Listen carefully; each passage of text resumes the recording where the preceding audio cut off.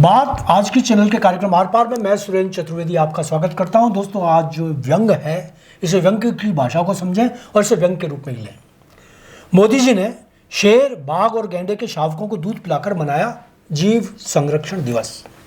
वाह वाह वाह! देश के प्रधानमंत्री ने कमाल कर दिया। वन एवं जीव संरक्षण दिवस के दिन शेर, बाघ और गैंडे के शावकों को दूध पिलाया, मगर विरोधियों को यह भी रास नहीं आया। बिना बात की चर्चा शुरू कर दी कि दूध किसका था। क्या निपिल लगी बोतल से पिलाया गया, शावकों की मम्मियों का था, या किसी मदर डेयरी से लाया गया था? यदि दूध ओरिजिनल था तो शेरनी, बाघिन और गैंडनी का दूध निकाला यानी दुआ हुआ, वो किसने दुआ? यदि दूध डेयरी का था तो तीनों अलग अलग प्रजातियों के लिए एक ही दूध कैसे माफिक आया होगा? मतलब बिना कोई मुद्दा बनाकर चर्चा। दरअसल ये सारे सवाल मेरे जैसे नादान पत्रकार के लिए महत्व रखते हैं। मेरे जैसा बावड़ा पत्रकार तो यह भी सोचता है कि काश प्रधानमंत्री के हाथों से दूध पीने वाले शावकों को भी पता होता कि वे कितने खुश नसीब हैं कि उनको देश के सुल्तान दूध पिला रहा है। काश हम भी इन शावकों जैसे खुश नसीब होते हैं। मुझे मेरी चतुर्वेदिनी ने बताया कि हिंदू परिवारों में पैदा होने वाले बच्चों को उसके परिवार का कोई सदस्य गुटकी पिलाता है। बड़े होने पर जब वह उल्टे पुल्टे काम करता है तो लोग ये चर्चा जरूर करते हैं कि इसे गुट्टी किसने पिलाई होगी। एक बार मेरे फूफा जी ने यह बात केजरीवाल के लिए कह दी थी। पता नहीं उसे किसने गुट्टी पिलाई होगी। मित्रों, जिस दिन मोदी जी शावकों को दूध पिलाकर जीव संरक्षण दिवस मना रहे थे, उसी दिन देश में कितने बकरे, गाय, मुर्गे, मुर्गियां स्लॉटर हाउस में काटे जा रहे थे, मुझे पता नहीं। हाँ, ये जरूर है कि कम से कम उस दिन तो देश में स्लॉटर हाउस बंद रखे जाने चाहिए थे।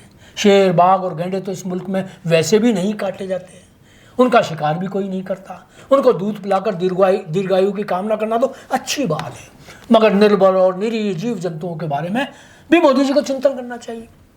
गैंडों को दूध उनकी माएँ पिलाएं या मोदी जी, इस वाली बहस में हमको नहीं पड़ना चाहिए।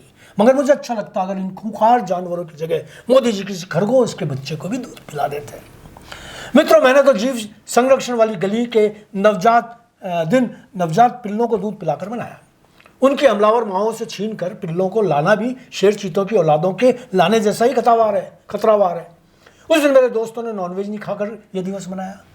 मेरी बेवकूफ़ पत्नी ने तो मुझसे ऐसा सवाल किया कि मुझसे कोई जवाब देते ही नहीं बना। पूछने लगी, नेता लोग नागपंचमी कैसे मनाते हैं? क्या सांपों के सपोलों को दूध पिलाते हैं? अब उसकी बात पर मैं बोला कि सियासत में किसी को नागपंचमी मनाने की ज़रूरत नहीं पड़ती। ये तो हम लोग हैं जो नागपंचमी पर सपेरों को ढूंढते फिरते हैं। राजनेताओं को ना जाने सपेरे ढूंढने पड़ते हैं न सांप। एक दफ़ा एक सपेरे ने संसद के बाहर बीन बजाया। कुछ सांसद बाहर आए और ऐसा ना करने के लिए सपेरे को समझाया, उसे लपकाया। सपेरा बोला, हजूर, मैंने तो यह सोचकर बीन बजाया कि सांप आ जाएंगे, मुझे क्या पता था कि आप आ जाएंगे। मैंने हिंदी विषय की किताब में एक दुआ पढ़ा था, चंदन विष व्यापे नहीं लिपटे रहते भुजंग। मैंने पत्नी को ये दुआ बताया तो कूड़ मगज बोली, कुर्सी विष व्यापे नहीं लिपटे रहते भुजंग। मोदी जी ने शेर, बाघ और गैंडों को क्या सोचकर दूध पिलाया मुझे नहीं पता, मगर अच्छा होता वे भेड़ों के बच्चों को भी दूध पिला देते। प्रजातंत्र में भेड़ों की भूमिका को नकारा कैसे जा सकता है? भेड़ चाल से ही तो प्रजातंत्र जीवित है। भेड़ों पर राज ही तो प्रजातंत्र है। अच्छा हो कि हम भेड़ियों के शावकों को दूध पिलाकर जीव संरक्षण दिवस मनाएं और वे भेड़ों के।